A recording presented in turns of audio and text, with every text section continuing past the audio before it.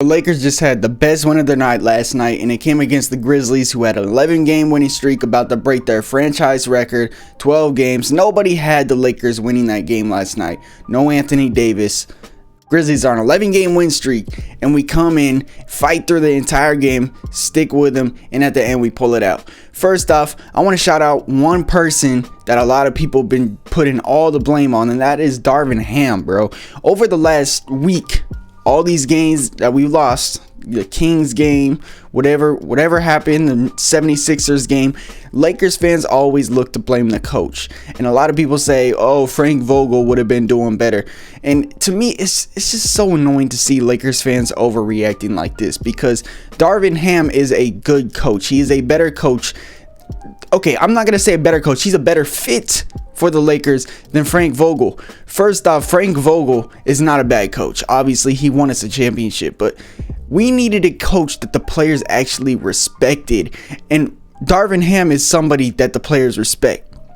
Yes, he's a rookie head coach. He's going to make some mistakes, little ones, but to blame him for the entire season, to blame him for our record, is just overreacting. Another person is Russell Westbrook. A lot of people from that 76ers game get mad at Westbrook for taking that last shot. Pass it to LeBron. Guess what happened? You go to the Kings game, LeBron gets the ball at the end. We don't win, right? I'm not saying it's all LeBron's fault, because LeBron is playing amazing.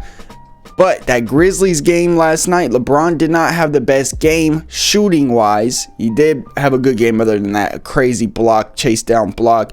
LeBron James did his thing towards the end. He missed the three, right? He had the ball in his hands at the end.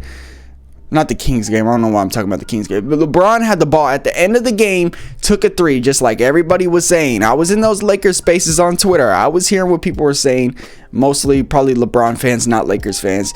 Saying, get the ball out of Westbrook's hands, put it in LeBron's hands. LeBron missed the three, and Westbrook got the rebound and got that clutch putback layup. LeBron James had a rough game shooting. Dillon Brooks was all over him. And speaking of Dillon Brooks, the whole thing with Shannon Sharpe, that's just what the Grizzlies are. We all knew it coming in. I knew it coming in that something was going to happen with the Grizzlies. I remember the last time the Lakers were playing them last year. It was the same thing. The Grizzlies are not a team that's just going to play you, with some sportsmanship, no trash talk going on. They like to talk. So I knew that was coming. Dillon Brooks was all over LeBron last night. I'm not saying he clamped him up, because LeBron still got 26 points, I think, 9 rebounds, 6 assists, 5 assists, 2 blocks, 2 steals. He still did his thing. He didn't shoot the best, but Dillon Brooks was all over him. LeBron did a good job passing to our teammates, and our teammates stepped it up. Shout out Dennis Schroeder. 19 points, the game-sealing steal and one. Stepped it up, played aggressive this game, actually looked for his own shot, scored. Shout out Troy Brown Jr. hitting some clutch shots. During the game, they were talking about he barely even started his entire career, and with the Lakers, he's almost started as much games as he has in his entire 4-year career so far in the NBA. So shout out Troy Brown Jr.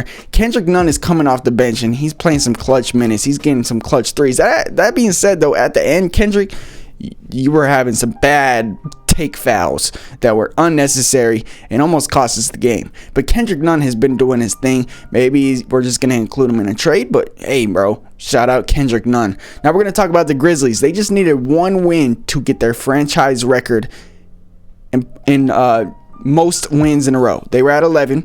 All they needed was one more. They had control of this entire game. John Morant was taking over in the third quarter. It was a close game at halftime. The third quarter, the Grizzlies just started pulling away.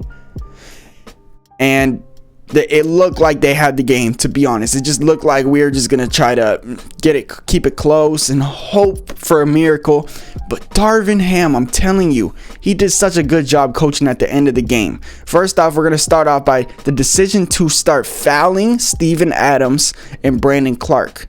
Yes, they were making their free throws, but I actually really liked the decision. At the time, we could not stop the Memphis Grizzlies no matter what we were doing. We did not have an answer for them. They had 20-something offensive rebounds to our 8 towards the end of the game. Wenyen Gabriel and Thomas Bryant were having trouble against Brandon Clark and Jaren Jackson Jr. We were having trouble down there. They're getting every single offensive rebound. So instead of wasting the clock and taking the time off the game just for them to score, we started intentionally fouling. I like the decision. A lot of people are going to get mad. If we would have lost this game, you know how many people would have been on Darvin Ham's ass talking about he did a bad job, you know, intentionally fouling the shooters.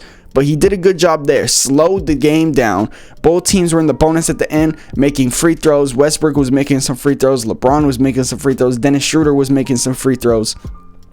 So that was the first thing Darvin Ham did really well. The second thing was apply some pressure. Now, yes, Kendrick Nunn kind of messed us up a little bit by fouling a couple times. But on offense also, I saw somebody on Twitter when it was we were down by 3 at the end of the game. He was mad because he's like, oh, let's see what Darvin Ham's gonna draw, probably something stupid. And it's just like, Lakers fans, stop being like this, man. I know it's supposed to be fun on Twitter and everything, but it's not the coach's fault. He draws up a play in the ISO for Dennis Schroeder. He drives, he gets fouled. I like it. We're not going to make a 3. We've seen it all season. If we try to take a 3 at the end of the game, we're not going to make it. Dennis Schroeder makes both free throws. We're down by 1. And that is when we get a stop. Or did we foul? No, we fouled them. I think it was Tyus Jones. He went to the free throw line, made both free throws. Down by 3. Oh, no, I think we got the trap. See, I'm just all messed up because the game was last night. Usually I record him right after the game. We get the trap, and that is when Dennis Schroeder comes up from behind, steals the ball. We decide not to foul. That is the plan. Darvin Ham says that is the plan. LeBron James even came out and said that was the plan in the timeout. We're not going to foul. We are going to trap. And that is what they did. They trapped. Dennis Schroeder comes from behind, goes all the way, makes a layup, and won. Then at the very end of the game, Russell Westbrook says he wanted to guard Ja Morant. He wanted to guard Ja Morant. That last possession, he guarded Ja Morant. Now, that being said, Ja Morant did hit him with the crossover and got open. He just missed that floater. It was a good contest, but still, he missed the floater. Brandon Clark went up for the rebound. Wenyen Gabriel fouled him. I was not mad because I knew he was going to miss one. Brandon Clark, I think, is 77% free throw shooter or whatever. He was making them the whole game, but I already know he was going to miss one. He missed one. We go on to win the game. I just want to say, shout out to Darvin Ham. Shout out to Russell Westbrook, the scapegoat so far this season. Obviously, Darvin Ham didn't play, but he coached so good this game, bro. I don't care what nobody says. He kept us in this game. No zone defense at all, which is surprising because it looks like we have gone zone every single game so far. But we just beat the second seed in the West as the 13th seed without Anthony Davis. And speaking of Anthony Davis, even better news for Lakers fans. We're getting this win. Anthony Davis is going to be back next week before All-Star break. This is the best possible news for Lakers fans, man. I'm happy. Lakers fans, let me know what you guys think down below in the comments. We beat the Memphis Grizzlies last night and their 11-game streak. LeBron James, Russell Westbrook's the best player in the entire game. Darvin Ham coached a really good game. And Dennis Schroeder comes up clutch at the end and finally starts playing a little bit better than we've seen the last couple games. Let me know what you guys think down below in the comments. This is ZTAY. Peace.